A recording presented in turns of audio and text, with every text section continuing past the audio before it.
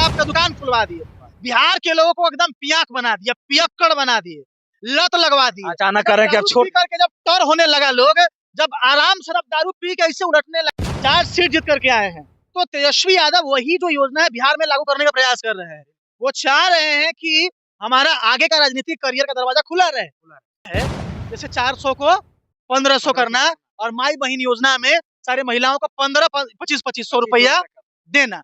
हमें ऐसा देखिए, आजकल तेजस्वी यादव महिला संवाद यात्रा पर निकले हुए हैं और बिहार में जगह जगह पर घूम भी रहे हैं और एक नया योजना शुरू किए हैं और लाने के बारे में सोच रहे हैं, माई बहन योजना। इस योजना के बारे में क्या धरातल पर सरकार बनने पर क्या सच्चाई में ये धरातल पर उतरेगा या नहीं उतरेगा, इसी विषय पर चर्चा करने के लिए हमारे साथ गौतम जी हैं।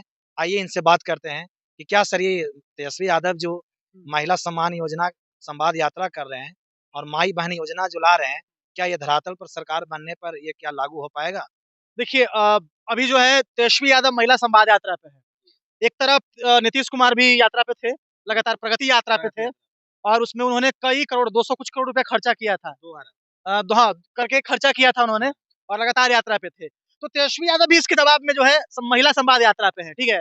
वो जा रहे हैं गांव-गांव और महिलाओं को ये बताने का प्रयास कर रहे हैं कि हमने जो योजना लाया है उस पे आप विश्वास करिए और इस पे हमें वोट करिए, हम पक्का ये योजना आप तक पहुंचाएंगे। लेकिन आप पूछ रहे हैं कि क्या ये योजना लागू हो पाएगा या नहीं।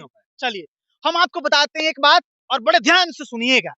तेजस्वी यादव पिछले बार जब चुनाव लड़ रहे थे 2020 में, तो वो जहां जाते थे वो कहते थे कि हमारी जब सत्ता आएगी, जब हम मुख्यमंत्री बनेंगे, तो पहली कलम से याद करिए, पहली कलम से हम 10 लाख नौकरी देंगे। पहला कैबिनेट में ही पास कर देंगे। और आपको याद होगा कि जब तेजस्वी यादव में टूट कर नीतीश कुमार पलट कर लोंघड़ते हुए आए, जब ये उप मुख्यमंत्री बने, जिन्होंने शिक्षा मंत्रालय अपने हाथ में लिया, चंद्रशेखर जी शिक्षा मंत्री बने और जैसे ही ये सत्ता में आए, ये नौकरी पे काम करना शुरू कर दिया था।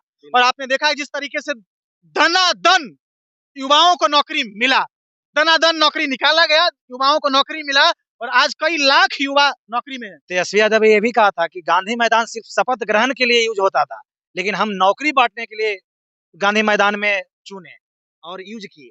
कभी भी गांधी मैदान में कभी नौकरी बटा था? नियुक्ति पत्र नहीं बढ़ता था, कभी नहीं बढ़ता। पहली बार, बिल्कुल सही बात है। तेजस्वी यादव के कहने के बाद नियुक्ति पत्र नीतीश कुमार बांट रहे थे, गांधी मैदान, वो भी गांधी मैदान में, लेकिन क्रेडिट ले रहे थे वो खुद कि नहीं ये सारा मेरा योजना है। याद करिए, वो बोले कि 10 लाख नौकरी देंगे जब वो सत्ता में आए। भले ही देखने वाला हमको बोलेगा तेजस्वी यादव का समर्थक है, लेकिन हम समर्थक नहीं है, हम कड़वा सच बता रहे हैं। बीच में ही पलटी मार के चले गए तो 10 लाख कहाँ से पूरा? वही बात है, जब वो बीच में पलटी मार के चले गए तो 10 लाख पूरा कहाँ से होगा। अब सुनिए, जब वो आए नौकरी दिए, इसीलिए मैं दावे के साथ कह सकता हूं, उस पर विश्वास करके, कि तेजस्वी यादव यदि सत्ता में आते हैं तो 101% लिख कर ले लीजिए कि जो 2 योजना है, जैसे 400 को 1500 करना और माई बहन योजना में सारे महिलाओं को 2500 रुपया देना।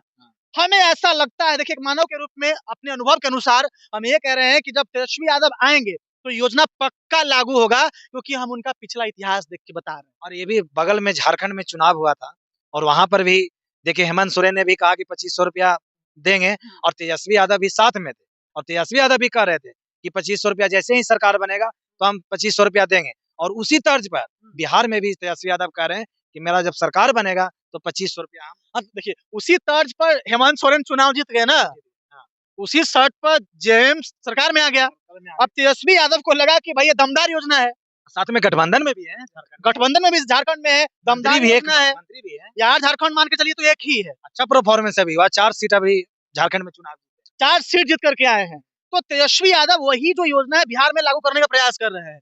वो चाह रहे हैं कि हमारा आगे का राजनीतिक करियर का दरवाजा खुला रहे, इसलिए वो 400 को 1500 में कन्वर्ट कर रहे हैं और वही माई बहन योजना जो 2500 बिहार में लाना चाह रहे हैं। और ऐसा लग रहा है कि यदि वो सत्ता में आते हैं तो, यदि कंडीशनल सेंटेंस है, यदि वो आते हैं तो हमें ऐसा लगता है कि ये योजना लागू हो जाएगा, इसमें कहीं दो राय नहीं। हाँ तो देख, आप अपना राय जरूर दें। हमारे साथ गौतम जी थे, माई बहन योजना पर तेजस्वी यादव जो लाए हैं उस पर हम लोग बखूबी चर्चा किए हैं। नीतीश सर कुमार भी कुछ बोल सर रहे थे। आपका धन्यवाद। नीतीश कुमार पेंशन के बारे में कुछ बोले हैं ना? नहीं, अभी तो फिलहाल कुछ नहीं बोले हैं। कोई स्टेटमेंट कोई नहीं। अभी स्टेटमेंट नहीं है। नीतीश धन्यवाद। कुमार बस दारू बेचवाते रहे, शराबबंदी करके पूरा बिहार में दारू बेचवाते रहे। कागज पे शराबबंदी है, बिहार में बाहर है, नीतीश कुमार है, शराबबंदी है, लेकिन गांव में घरे-घरे दारू मिल रहा है। सर उनका ड्रीम प्रोजेक्ट है शराबबंदी। अरे ड्रीम प्रोजेक्ट, लेकिन कहाँ सपना साकार हुआ? कुछ लोग कहेंगे कि जनता का गलती है। देखिए कुछ-कुछ ऐसी चीजें हैं ना जो इम्प्रैक्टिकल है, जमीन पे लागू नहीं हो सकता है। यही नीतीश कुमार थे जो कि 1 किलोमीटर के दूरी पर हर जगह शराब का दुकान खुलवाया। बिल्कुल, बताइए कितना बड़ा गद्दारी है कि जब ये सत्ता में आए तो 2-2 किलोमीटर पर शराब का दुकान खुलवा दिए। बिहार के लोगों को एकदम पियाक बना दिया, पियक्कड़ बना दिए, लत लगवा दी। अचानक करें कि अब छोड़ करके जब टर होने लगा लोग, जब आराम से अब दारू पी के ऐसे उलटने लगा, तो यही नीतीश कुमार कहते कि ना अब तो दारू छोड़ो।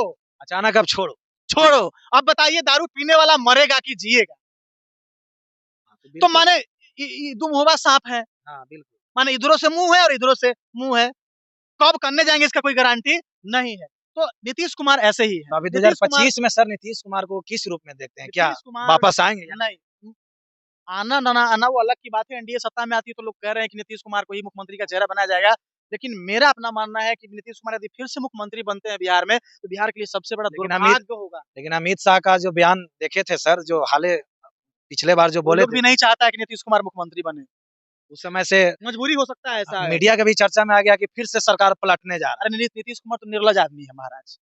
60 पे सीट वाला आदमी जो है बैठा हुआ, लोकतंत्र के हिसाब से मैं बात कर रहा हूँ, इनका सीट कम है, 43 सीट। कायदे के अनुसार इनको मुख्यमंत्री का पद नहीं संभालना चाहिए था, छोड़ देना चाहिए। उस पार्टी को देना चाहिए जिसके पास ज्यादा सीट था, धर्म निभाना चाहिए था। तो नीतीश कुमार ने कहा कि हम 2020 में हम नहीं बनना चाह रहे थे मुख्यमंत्री, लेकिन अरे ये अलग बात। देखिए राजनीति है, लोग नहीं समझ पाएंगे।